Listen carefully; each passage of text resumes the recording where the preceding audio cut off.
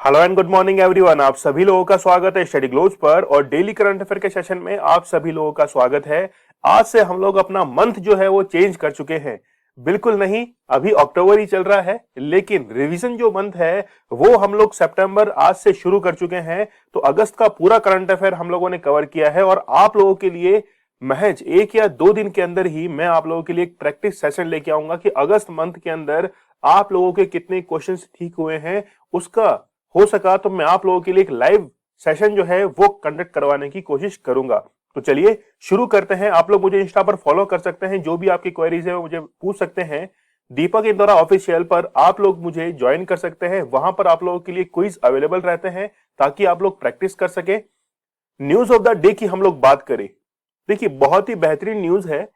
तुषार गांधी जो है, जो कि गांधीयन फैमिली से रिलेट करते हैं, ये रिसेंटली अभी कोर्ट के अंदर गए हैं अगेंस्ट सबरीमाला आश्रम रीडेवलपमेंट।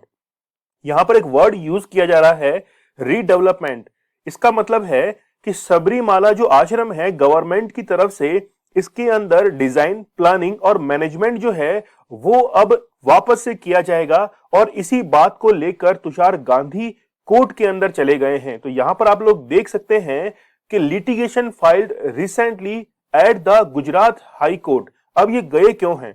इन्हें ये लगता है कि अगर अब अभी इसका साबरमती जो आश्रम है अभी इसका रीडेवलपमेंट किया जा रहा है, तो इसके अंदर 1200 करोड़ रुपए सरकार के द्वारा लगाए जाएंगे और जो कंपनी है वो है SCP design planning and management private limited. और यही कंपनी जो है, जो कि सेंट्रा विस्टल प्रोजेक्ट जो है उसको संभाल रही है, जो कि संसद के लिए रिसेंटली अभी प्रोजेक्ट 10 दिसंबर 2020 के अंदर इसकी नींव रखी गई थी। वैसे टाटा ट्रस्ट जो है वो भी इसके अंदर सेंट्रल विस्टा प्रोजेक्ट के अंदर अपनी भूमिका निभाएगा। लेकिन तुषार गांधी को यह लगता है कि अभी सरकार इसको रीडेवलप करेगी और बाद में इसको कमर्शियल पर्पस, तो आप लोग यहां पर देख भी सकते हैं कि कई सारी पैम्पलेट जो हैं वो लोग हाथ में लिए खड़े हैं। ये सब गांधीयन विचारों से प्रभावित है, होना भी चाहिए क्योंकि the father of nation Gandhi है। तो कमर्शियल यूज का डर इन्हें है और इसीलिए ये क्या है कि कोर्ट के शरण में जा चुके हैं। अगली न्यूज देखिए, बहुत ही बेहतरीन है और काफी इंपॉर्टेंट भी है एग्जाम की पॉइंट ऑफ व्यू से। रिसेंटली हुआ क्या है कि चेन्नई के अंदर एक जू है जिसका नाम है अर्गिनार। शायद आप लोगों को ये नाम जरूर याद होगा, अभी मैं डिस्कस करता हूं। ये जो अन्ना जूलॉजिकल पार्क है, इसके अंदर रिसेंटली 5 ऑस्ट्रिचेस जो है वो डाई यानी कि अभी मृत पाए गए हैं। लेकिन इनका कारण जो है वो अननोन इलनेस का बताया जा रहा है। रिसेंटली न्यूज है, मैं अभी मॉर्निंग में ही लेक्चर को रिकॉर्ड कर रहा हूं। तो अननोन इलनेस जो है वो इनके अंदर देखी गई है। देखिए यहां पर टोटल 2400 एनिमल्स यहां पर पाए जाते हैं, जिनकी 180 डिफरेंट स्पीसीज है। लगभग भारत के सबसे बड़े जूस के अंदर ये गिनती में आता है। आप लोग को पता होगा कि जब कोविड-19 का आउटब्रेक हुआ था, उस समय काफी सारे एशियाटिक लॉयंस, यहां पर आप लोग इसकी गिनती भी देख सकते हैं कि टोटल 15 में से 10 जो है वो कोविड पॉजिटिव पाए गए थे। और इनके अंदर डेल्टा वेरिएंट बहुत इंपॉर्टेंट है। देखिए डेल्टा, ये जो वेरिएंट है आप लोग जरूर याद रखना कि डेल्टा वेरिएंट उनके अंदर पॉजिटिव पाया गया था और इसीलिए ये अर्गिनार अन्ना जूलॉजिकल पार्क, जो कि चेन्नई के अंदर स्थित है, काफी उस समय सुर्खियों में भी रहा था। अब वापस से यहाँ पे ऑस्ट्रिचेस जो हैं वो डाई पाए गए हैं, अननोन इलनेस यहाँ पर बताई जा रही है। तो इसका खुलासा तो बाद में ही होगा कि यहाँ पर कारण क्या रहा है, लेकिन ऐसी घटना जो है वो यहाँ पर घट चुकी है। देखिए कयास लगाए जा रहे हैं कि बर्ड फ्लू जो है वो भी हो सकता है, या फिर हो सकता है कि कोविड का कोई नया वेरिएंट जो है उसने हिट किया है। देखिए ये जो कोविड, ये जो हम लोग शब्द लेते हैं वेरिएंट्स के अंदर, ये लेटिन यानी कि लेटिन लैंग्वेज के ये वर्ड्स काम में लिए जाते हैं। तो अल्फा से लेकर गामा तक ये वर्ड्स चलते हैं, इसलिए ये डेल्टा है, गामा है, अल्फा, ऐसे जितने भी वर्ड लिए जाते हैं वो लेटिन, ग्रीक, इन लैंग्वेजेस से इनको काउंट किया जाता है। चलिए 29 अक्टूबर के हम लोग करंट अफेयर को शुरू करते हैं पहले क्वेश्चन के साथ में। पहला क्वेश्चन, ये आप लोग हेडिंग को ही समझ लीजिए। सबसे पहले, India first radio over internet protocol system. तो यहां पर ये जो सिस्टम है, जैसे आईपी सिस्टम, इंटरनेट आप लोग यूज करते हैं तो इंटरनेट प्रोटोकॉल उसका होता है पर्टिकुलर, एक आईपी एड्रेस होता है।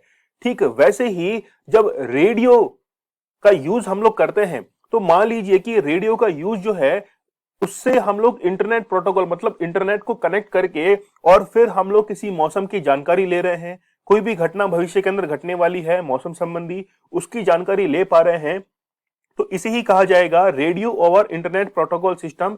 थोड़ा सा हम लोग इसको और समझते हैं, लेकिन रिसेंटली इसका उद्घाटन श्यामा प्रसाद मुखर्जी जो कि कोलकाता के अंदर स्थित है वहां पर इसका उद्घाटन किया गया है। यहाँ पर कुछ एक पोर्ट जो है उनको भी आप लोग क्लियर कर सकते हैं वैसे तो।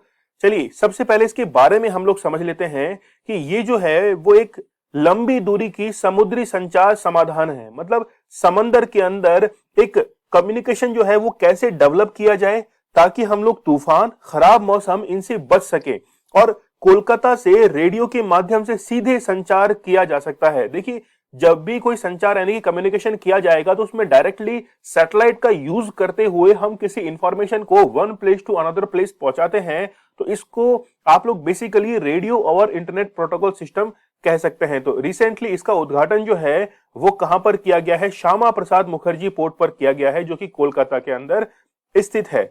यहां पर आप लोग देख सकते हैं कि ये जो है हुगली नदी के मुहाने को कवर करेगा। 4 स्थान इसके अंदर हैं, कोलकाता है, हुगली पॉइंट है, हल्दिया है और सागर है। इस सागर को आप लोग मध्य प्रदेश वाले सागर से कंफ्यूज मत कीजिएगा, ठीक है। तो इसके बारे में आप लोगों को बता ही चुका हूं कि प्रमुख बंदरगाह जो है, यहां पे तो ये एक्सपेरिमेंट अगर सफल होता है तो दूसरे जो बंदरगाह हैं वहां पर भी इसको क्या किया जाएगा, अब लगाया जाएगा। तो ROIP का उद्घाटन SPM के अध्यक्ष विनीत कुमार के द्वारा किया गया है। तो कोलकाता पिछले 152 वर्षों से लगातार भारतीय प्रमुख बंदरगाहों में अपनी महत्वपूर्ण स्थिति बनाए हुए हैं। आप लोग मुझे कमेंट सेक्शन में बताइए कि रिसेंटली मैंने कुछ दिन पहले ही श्यामा प्रसाद मुखर्जी से रिलेटेड एक न्यूज कवर की थी, इसी पोर्ट से, इसी बंदरगाह से रिलेटेड एक न्यूज कवर की थी, वो न्यूज क्या थी मुझे कमेंट सेक्शन में आप लोग बता दीजिए। चलिए यहां पर आप लोग देख सकते हैं, मैं इसको समझा चुका हूं कि समुद्री संचार समाधान जो है इसके तहत निकाला जाएगा, चाहे खराब मौसम हो, तूफान हो, सभी का समाधान जो है वो इससे निकाला जा सकता है। भारत में पहला क्या हुआ है वो आप लोग देख लीजिए, the first city in India to provide high quality drinking water. तो यहां पर टैब से, ध्यान रखना, नल से, तो पूरी जो है वो पहली सिटी, पहला शहर जो है वो इंडिया का बन चुका है। The first bank in the country to issue 1 crore FASTag. ये क्वेश्चन जो है वो रिसेंटली अभी PCS के अंदर भी आया है राजस्थान के, मैं पेपर जल्द ही डिस्कस करने वाला हूं। पेटीएम पेमेंट्स बैंक, देखिए चाहे वो एग्जाम किसी भी स्टेट का हो, चाहे MP का हो, यूपी का हो, राजस्थान का हो, हमें सिर्फ क्वेश्चन से मतलब है कि क्वेश्चन क्या बना है करंट अफेयर का। और काफी सारे क्वेश्चंस मैं आप लोगों को अपनी क्लास में से दिखाऊंगा जो हम लोग डायरेक्टली कवर करते हैं। नेक्स्ट देखिए, the first state in the country to provide reservation for transgender, Karnataka ये भारत का पहला स्टेट जो है वो बन चुका है। और सबसे पहले वोटिंग राइट जो थे वो केरला के द्वारा दिए गए थे, जबकि कंट्री के अंदर रिजर्वेशन जो है वो दिया गया है कर्नाटक गवर्नमेंट के द्वारा।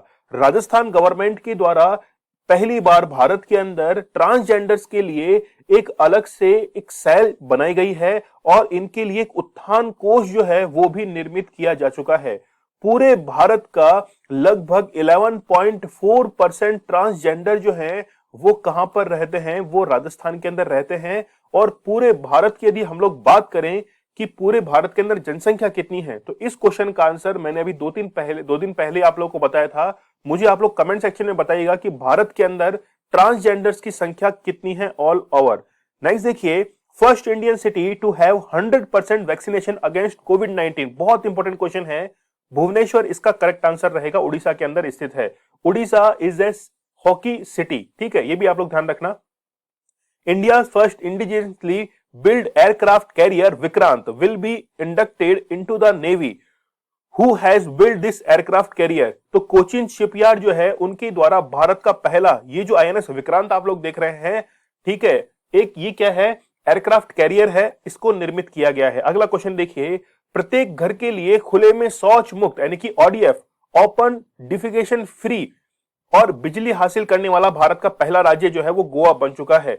तो हम लोग एक तरफ ये कह सकते हैं कि किसी भी क्वेश्चन का जब अजम्पशन किया जाता है एग्जाम के अंदर, तो उत्तराखंड को हम लोग रिलेट कर सकते हैं फ्लोरा एंड फौना से।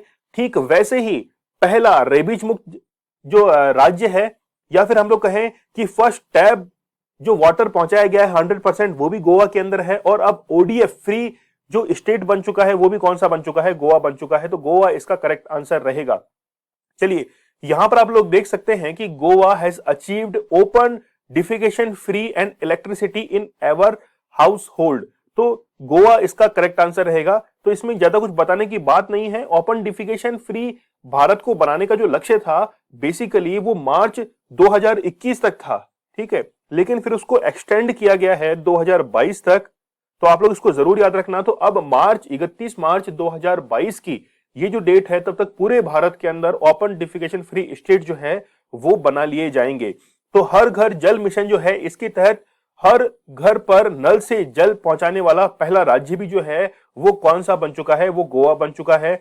नेक्स्ट देखिए, गोवा ने गरीबों और जरूरतमंदों को मुफ्त राशन उपलब्ध कराने का 100% लक्ष्य। बहुत ही इंपॉर्टेंट, देखिए यहां पर हम लोग कह सकते हैं कि भारत के अंदर एडमिनिस्ट्रेशन कैसे काम करता है उसको धरातल पर गोवा सरकार के द्वारा बहुत बेहतरीन तरीके से अब उतारा गया है। नेक्स्ट देखिए, इसने कोविड-19 टीकाकरण को 100% यानी कि 100% फ्री, यानी कि फर्स्ट डोजेज जो हैं, फ्री नहीं, फर्स्ट डोजेज कोविड-19 की यहां पर लगाई हैं। और दोनों डोजेज लगाने वाला हिमाचल प्रदेश का कौन सा डिस्ट्रिक्ट है? किन्नौर डिस्ट्रिक्ट है वो, ठीक है। तो मैं आप लोगों के लिए एक जल्दी सेशन लेके आऊंगा जिसके अंदर हम लोग पूरा जो है वो रिवीजन करेंगे अक्टूबर मंथ का। जैसे अक्टूबर अब खत्म होने वाला है तो एक लाइव सेशन हम लोग कंडक्ट करवाएंगे जिसके अंदर आप लोगों को अक्टूबर जो मंथ है इसका पूरा आप लोग एनालिसिस कीजिएगा। आप लोगों की तरफ से मेरे द्वारा आंसर पूछे जाएंगे। गोवा की यदि हम लोग बात करें तो एस्टेब्लिशमेंट किया गया था 30 मई 1987 को। गोवा की कैपिटल क्या है? पणजी है। चीफ मिनिस्टर प्रमोद सावंत हैं। गवर्नर है यहाँ के PS श्रीधरन पिल्लई। आप लोग जरूर चेक कीजिएगा क्या ये करेक्ट है। चीफ जस्टिस कौन है? दीपांकर दत्ता। दो नेबरिंग स्टेट्स हैं, महाराष्ट्र है और कर्नाटका है। देखिए एक क्वेश्चन मेरे द्वारा आप लोगों को पूछा गया था कि आसाम से कितने, सॉरी क्वेश्चन ये था कि कौन सा स्टेट है जिससे 4 नेशंस की बाउंड्री लगती है, ठीक है। और ऑप्शन मैंने आपको दिए थे, एक तो था असम, उसके बाद में एक वेस्ट बंगाल था, ठीक है, और फिर एक आपको ऑप्शन दिया गया था इसके अंदर नागालैंड दिया गया था और एक दिया गया था क्या? नन ऑफ दीज, ठीक है। तो यहाँ पे वेस्ट बंगाल ना होकर एक दूसरा ऑप्शन था, शायद उड़ीसा था या बिहार था, ऐसे कुछ था। तो यहाँ पे नन ऑफ, यानी कि ऐसा कोई भी। आप लोगों ने कमेंट सेक्शन में बताया कि सर आसाम होगा। जी नहीं, आसाम जो है वो 4 नेशंस की बाउंड्री को टच नहीं करता है, ध्यान रखिए। इसलिए मैप रीडिंग जो है वो बहुत जरूरी है। नेक्स्ट क्वेश्चन देखिए, जर्मन बुक ट्रेड 2021 का शांति पुरस्कार किसे मिला है? तो रिसेंटली बी इसका करेक्ट आंसर है। यहां पर आप लोग देख सकते हैं तिस्ते डेंजर, ठीक है। तो ये आंसर, ये जो ऑप्शन आप लोग देख रहे हैं, आप लोग समझ ही चुके होंगे कि मेरी जो जबान है वो थोड़ी सी यहाँ पर उथल पुथल हुई है। जिम्बाब्वे से बेसिकली ये है और पहली अश्वेत व्यक्ति ये बन चुकी हैं जो कि इस पुरस्कार से नवाजी गई हैं। तो जिम्बाब्वे से इनका रिलेशन है। और न्यू एनलाइटमेंट इस बुक, ये जो आप लोग देख रहे हैं ये इनकी बुक का नाम है। तो इसी के कारण इनको ये जर्मन बुक ट्रेड 2021 का पीस प्राइज अवार्ड जो है इससे सम्मानित किया गया है।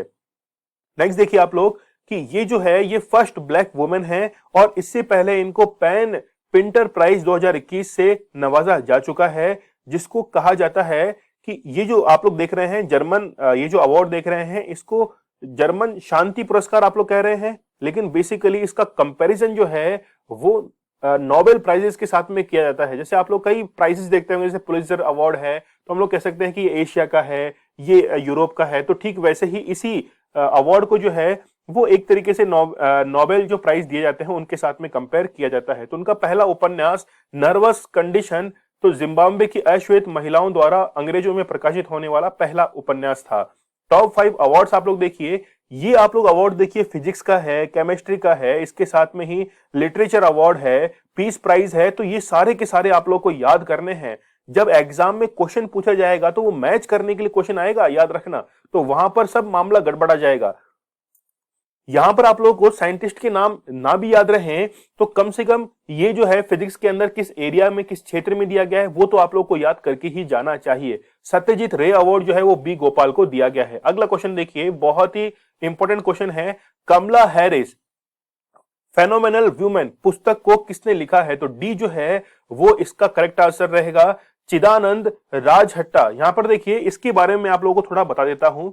जब कमला हैरिस यूएस की वाइस प्रेसिडेंट बनी थी तो इनसे पहले प्रेसिडेंट जो थे वो डोनाल्ड ट्रंप थे। तो जो कमला हैरिस की फर्स्ट स्पीच थी उन्होंने उस स्पीच के अंदर डोनाल्ड ट्रंप के अगेंस्ट में कई बातें कही थी और उनसे वो फेमस हो गई थी। और वही बातें जो हैं वो इस बुक के अंदर क्या की गई है, यहां पर समाहित की गई हैं।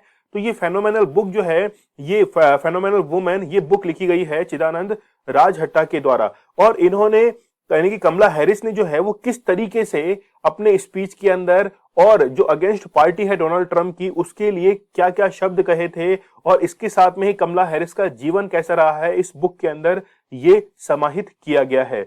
तो प्रसिद्ध पत्रकार और लेखक है चिदानंद राजहट्टा ने यहां पर यूएस की पहली महिला उपराष्ट्रपति कमला हैरिस की जीवनी पर यह बुक लिखी है। तो ये मान के चलिएगा कि 99, 100 तो मैं नहीं कह सकता, कि 99% चांस है कि ये बुक जो है वो जरूर पूछी जाए। ऐसी कंट्रोवर्शियल बुक जो है वो बहुत ही पूछी जाती है।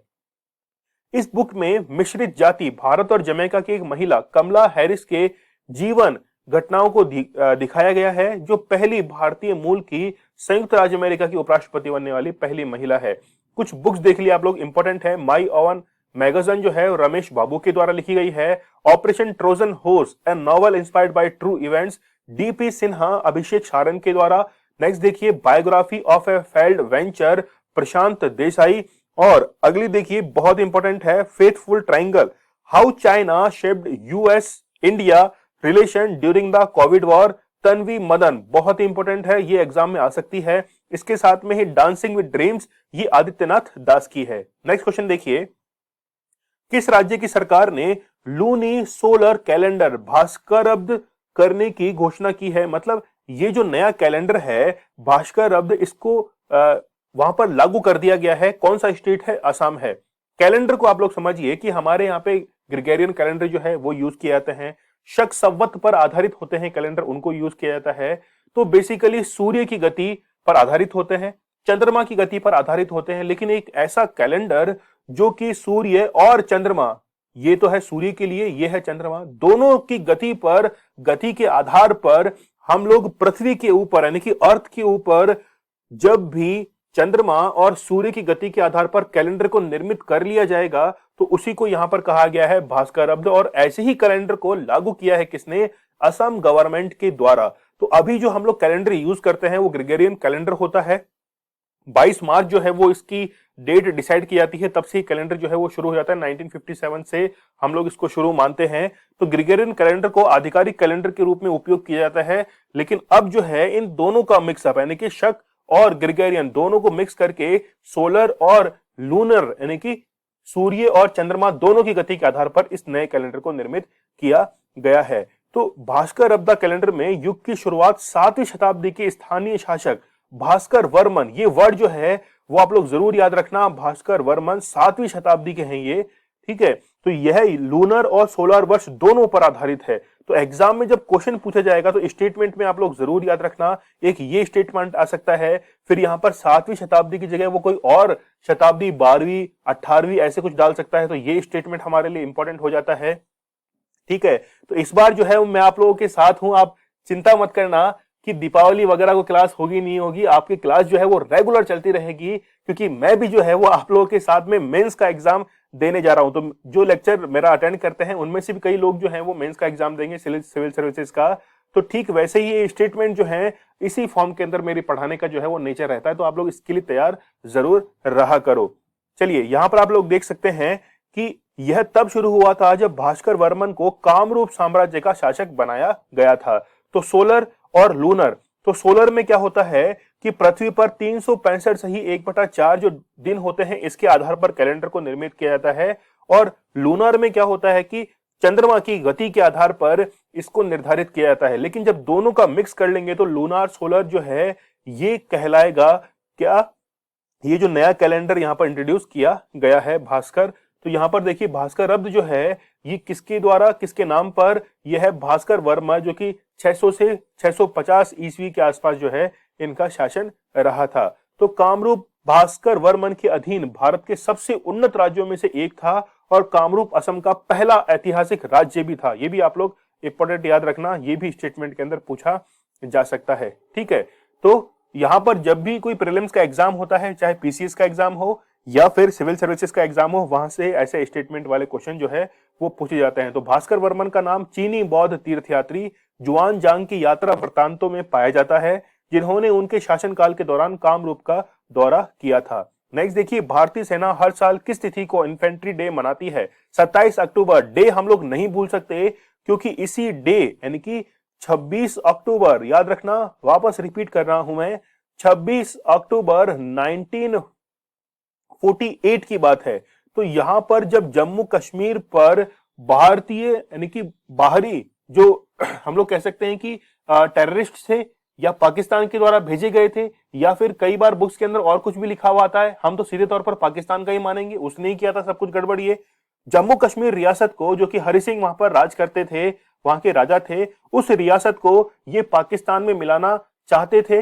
लेकिन भारत की जो इन्फेंट्री है, भारत की जो सेना है, जिसमें सिख रेजिमेंट बहुत ही इंपॉर्टेंट मानी जाती है, उनके द्वारा वहां से उन सैनिकों को हम लोग कह सकते हैं कि सैनिकों के अंदर साहस भरते हुए सिख रेजिमेंट ने क्या किया था कि वो आतंकवादी जो अंदर आ गए थे, ठीक है, जो वो अलगाववादी कुछ भी आप लोग मान लीजिए, उनको पीछे की तरफ खदेड़ा था। और पीछे की तरफ खदेड़ने पर जो एलओसी आज बनी हुई है, तो जब वो पीछे हट रहे थे, तो उस समय ही जवाहरलाल नेहरू ने एक थोड़ी सी गलती कर दी कि वो कहां चले गए थे, यूएन के अंदर चले गए थे।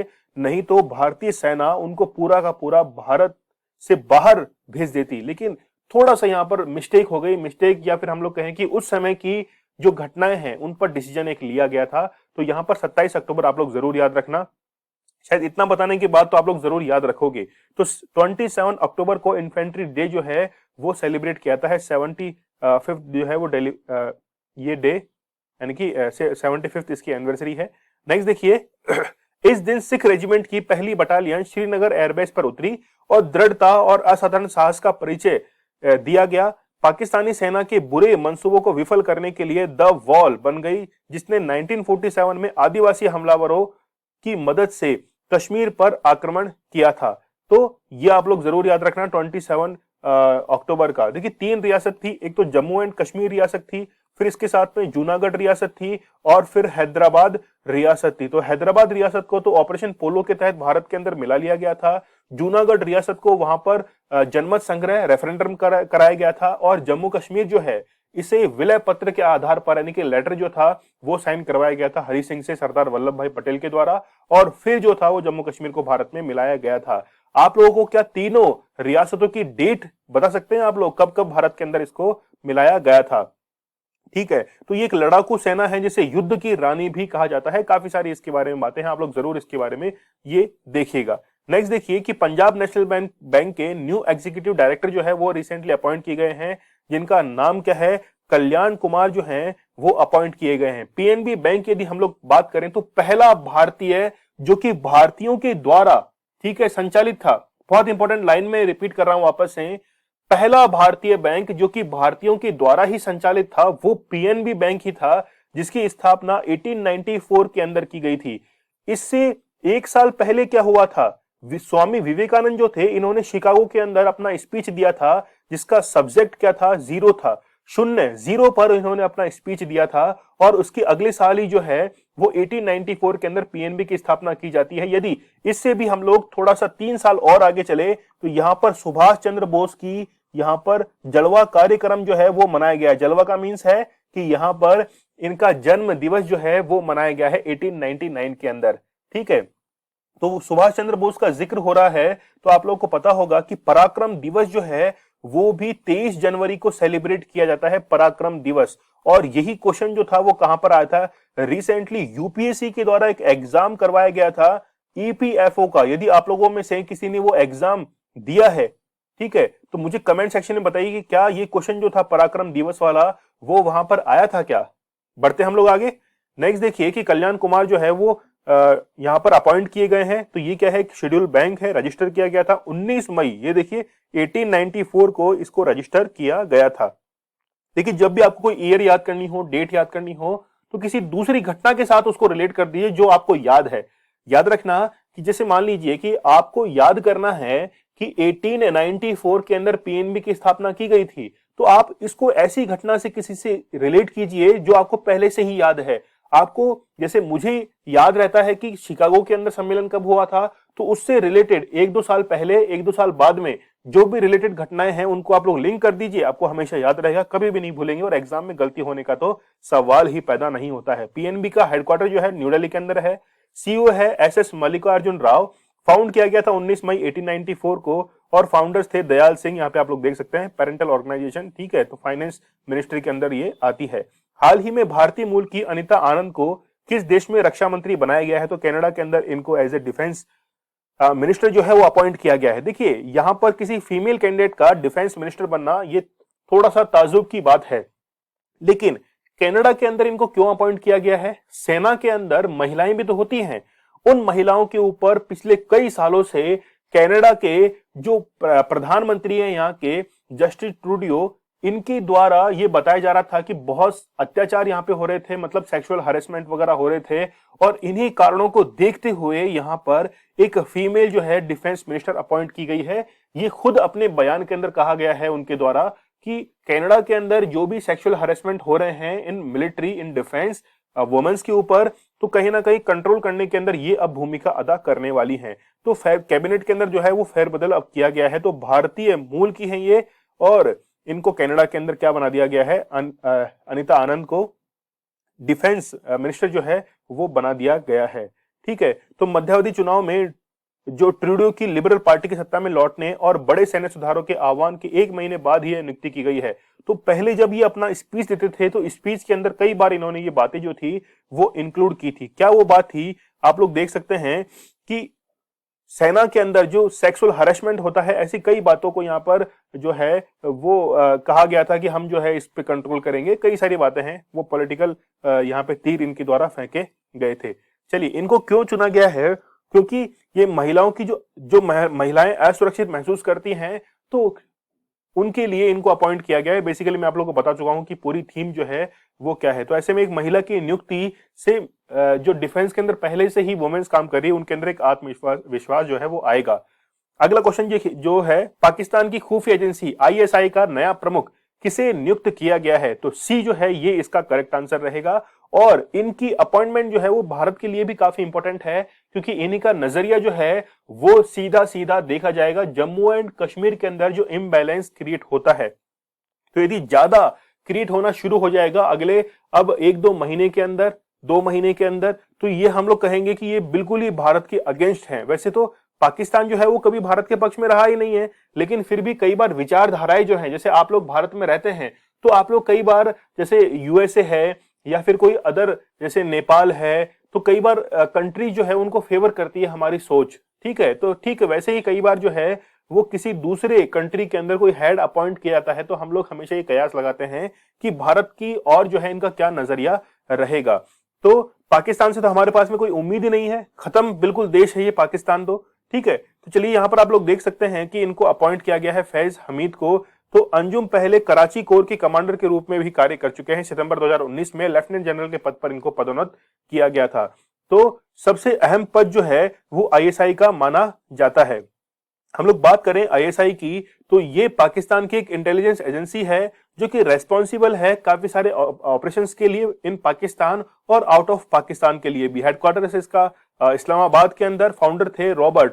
तो रॉबर्ट काउथ होम जो है, आपको पता होगा कि जब पार्टीशन हुआ था 1947 के अंदर बिटवीन इंडिया एंड पाकिस्तान, तो उस समय पूरा एडमिनिस्ट्रेशन जो है वो चला गया था पाकिस्तान के पास में। इसीलिए आज भी पूरे विश्व के अंदर सबसे ज्यादा जो मजबूत माना जाता है एडमिनिस्ट्रेशन सिस्टम, वो माना जाता है किसका? पाकिस्तान का ही वो माना जाता है। देखिए 15 अगस्त को तो हम लोग क्या मनाते हैं? स्वतंत्रता दिवस मनाते हैं, लेकिन अभी रिसेंटली आपको पता होगा कि 14 अगस्त का जो है वो विभाजन विभीषिका दिवस जो है, पार्टीशन डे, वो भी सेलिब्रेट। तो आप लोग डेट जरूर याद रखना, विभाजन विभीषिका दिवस 14 अगस्त को मनाया जाएगा। फाउंड किया गया था 1 जनवरी 1948 को। नेक्स्ट देखिए, अगला क्वेश्चन है कि रिसेंटली जो है वो चाइना की द्वारा एक कानून बनाया गया है सीमावर्ती क्षेत्रों के लिए। तो पहली बार देश की सीमावर्ती क्षेत्रों के संरक्षण और शोषण पर एक राष्ट्रीय कानून जो है वो चाइना के द्वारा बनाया गया है। अब इसमें होगा कि आपको पता है कि भारत और चाइना के बीच में कई झड़प चल रही है, और ये चाइना जो है वो कई राष्ट्रों की, तो लगभग जो है ये मेरे हिसाब से कि 14 देश जो हैं, यहाँ पे आप लोग देख सकते हैं 14 जो कंट्री हैं उनको ये टच करता है। चाइना उनसे बाउंड्री शेयर करता है, तो काफी सारे बाउंड्री डिस्प्यूट जो हैं वो इनके चल रहे हैं। तो उन्हीं के लिए अब जो है ये नया कानून लेके आए हैं, खास तौर पर भारत और चाइना की जो सीमा है LAC, line of actual control, उसके लिए ये जो है कानून लाया गया है। लेकिन ये लागू कब से होगा? 1 जनवरी 2022 से ये लागू होने वाला है। ठीक है, तो यह चीन की पीपल्स लिबरेशन आर्मी के लिए चीन की भूमि सीमाओं के पार किसी भी आक्रमण, अतिक्रमण, घुसपैठ, ठीक है, ये केवल छलावे हैं, ऐसा कुछ जो है वो चाइना करने वाला नहीं है, आपको पता है। ये सब जो है ये रिपोर्ट्स कहती हैं कि चाइना ने वैसा कानून बना लिया, लेकिन इसका भारत पर क्या असर होगा ये बताया जाता है कि थोड़ा सा जो है तनाव वो इसमें कम होता दिखाई देगा, लेकिन मुझे ऐसा लगता नहीं है कि ऐसा कुछ हो पाएगा। ठीक है, तो चाइना जो है वो केवल और केवल यहाँ पर भारत को दिखाने के लिए ही ऐसा कोई कानून वगैरह वो लेकर आता है। तो भारत चीन के साथ 3488 किलोमीटर की सीमा जो है वो साझा करता है, जो अरुणाचल प्रदेश से जम्मू कश्मीर तक फैली हुई है। लेकिन अभी तक पूरी सीमा जो है वो सीमांकित नहीं की गई है, इसीलिए LAC को लेकर कई बार जो है वो प्रॉब्लम्स क्रिएट होती हैं। सितंबर का हम लोग मंथ शुरू कर चुके हैं, यानी कि रिवीजन मंथ, तो हम लोग कवर करते हैं पहले क्वेश्चन के साथ में। हाल ही में किसी उड़ीसा सरकार के द्वारा बीजू पटनायक खेल रत्न पुरस्कार दिया गया है, तो वो है कौन सा? अमित रोहिदास जो है इनको दिया गया है। टोक्यो पैरा ओलंपिक में भारत को पहला मेडल भाविना पटेल ने किस खेल में दिया है? तो ये है C correct answer, table tennis. Tokyo para Olympic में निशात कुमार हाई जंप से रिलेट थे, सिल्वर मेडल उन्होंने जीता था। योगेश कठुनिया ने डिस्कस थ्रो के अंदर सिल्वर मेडल जीता था, ये आप लोग जरूर याद रखना। टोक्यो पैरा ओलंपिक में अवनी लेखरा जो है इन्होंने 2 मेडल जीते थे, एक तो जीता था गोल्ड मेडल और एक जीता था ब्रॉन्ज मेडल, 2 मेडल इनके द्वारा जीते गए थे। और क्लोजिंग सेरेमनी के अंदर फ्लैग बैरियर जो थी वो अवनी लेखरा ही थी। देवेंद्र झाझड़िया ने टोक्यो ओलंपिक के अंदर सिल्वर मेडल जो था, 20 का करेक्ट आंसर रहेगा। भारत के सुंदर सिंह ने यानी कि सी करेक्ट आंसर रहेगा ब्रॉन्ज। टोक्यो पैरालंपिक में सुमित अंतल के द्वारा यहां पर गोल्ड मेडल जीता गया था, विनोद कुमार के द्वारा ब्रॉन्ज मेडल जीता गया था, किस कैटेगरी में? डिस्कस थ्रो की कैटेगरी में। नेक्स्ट क्वेश्चन देखिए कि मीराबाई चानू को अपने स्टे इन प्ले अभियान का ब्रांड एम्बेसडर बनाया है, तो एडिडास के द्वारा यहां पर अपॉइंट किया गया है। तो टोक्यो पैरालंपिक में इनके द्वारा सिल्वर मेडल जो था वो मीराबाई चानू के द्वारा जीता गया था इन 49 kg कैटेगरी के अंदर। 28 अक्टूबर के हम लोग करंट अफेयर को रिवाइज कर लेते हैं। किस राज्य में देश में पहली बार IVF तकनीक से बन्नी भैंस के बछड़े का जन्म हुआ है? तो वो है गुजरात। किस देश में खुदाई के दौरान विश्व का सबसे विशाल प्राचीन शराब कारखाना मिला है? तो वो है Israel. India broadcasting and digital foundation के नए फिर से अध्यक्ष जो हैं वो के माधवन बने हैं। BCCI द्वारा 2022 इंडियन प्रीमियर लीग में कौन सी 2 नई टीमों को शामिल किया गया है? तो अहमदाबाद, लखनऊ। डी इसका करेक्ट आंसर रहेगा। राइटिंग फॉर माई लाइफ, ये जो बुक है वो किसके द्वारा लिखी गई है? तो रस्किन बॉन्ड के द्वारा लिखी गई है।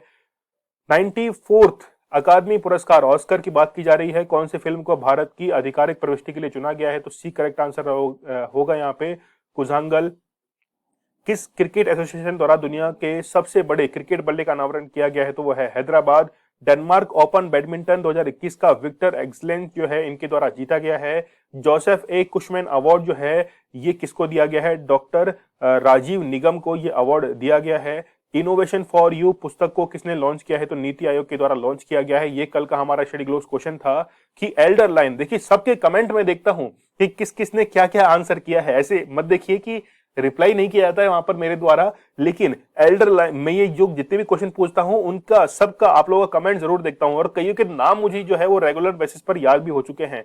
तो एल्डर लाइन 1 4 5 6 7 जो है ये बी इसका करेक्ट आंसर रहेगा, हेल्पलाइन फॉर सीनियर सिटीजन्स।